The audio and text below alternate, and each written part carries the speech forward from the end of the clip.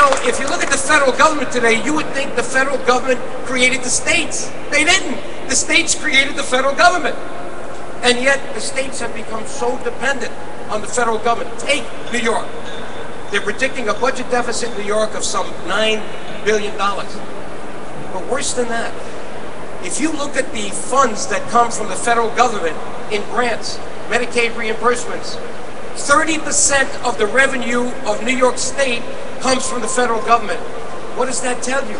We are very, very vulnerable. If the federal government is in trouble, we know it is, what's the state going to be if we're dependent on the federal government? So we need to get leaders in Albany.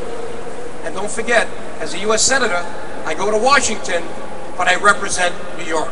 I represent you if you live in New York. And I must weigh in on those problems in Albany, and they have the same problems as the United States of America. Now, let me show something to you, because I did this 25 years ago, and I'm doing it today, and it's on the cover of my book. This is a congressman and a congresswoman's voting card.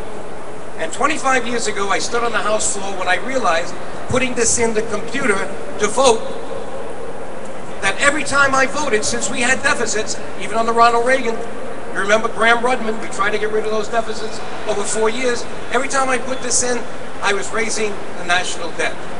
Now, you have credit cards, but there's a big difference between this credit card, this most expensive credit card in the world, a congressman's, and yours. When you reach the limit, you have the sense to change your behavior. You might eliminate a vacation. You certainly will start cutting your spending because you don't want to be put out of your house. You don't want to lose your job. Not the federal government. What do? They keep raising the limit. It's called the debt limit. And what did they do this year? It just happened. The debt limit was $12.1 trillion. And forgive me if I miss a B or a T. These are big numbers. But $1 trillion, 12.1. Now, what did they do? They raised it almost $2 trillion to almost $14 trillion. Now, what would Joe DioGuardi have done if he was in the Senate? I would know that we'd have to raise it somewhat, because if you don't raise the debt limit, the country cannot operate. They'll be putting you on lines again at the Statue of Liberty. Things close down. But why raise it $1.9 trillion?